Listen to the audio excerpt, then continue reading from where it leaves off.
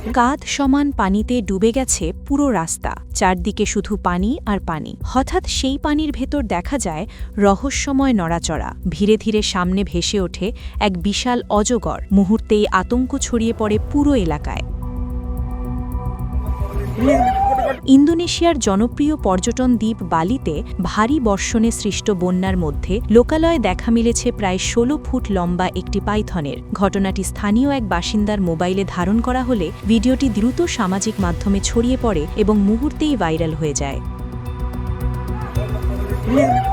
Viral হওয়া সেই ভিডিওতে দেখা যায় বন্যার পানিতে ডুবে থাকা একটি সড়কের মাঝ দিয়ে ধীরগতিতে এঁকেবেঁকে এগিয়ে যাচ্ছে বিশাল আকৃতির অজগরটি। এ সময় আশেপাশে থাকা মানুষজন আতঙ্কে দ্রুত নিরাপদ স্থানে সরে যেতে শুরু করে। স্থানীয়দের মতে, ভারী বৃষ্টির ফলে পানি বৃদ্ধি পেলে আশেপাশের বন ও জলাভূমি থেকে সাপ প্রায়ই লোকালয়ে চলে আসে। তবে এত বড় আকারের অজগর খুবই কম দেখা যায়, যা এই ঘটনাকে আরও ভয়াবহ ও চাঞ্চল্যকর করে তুলেছে। News desk, media in time.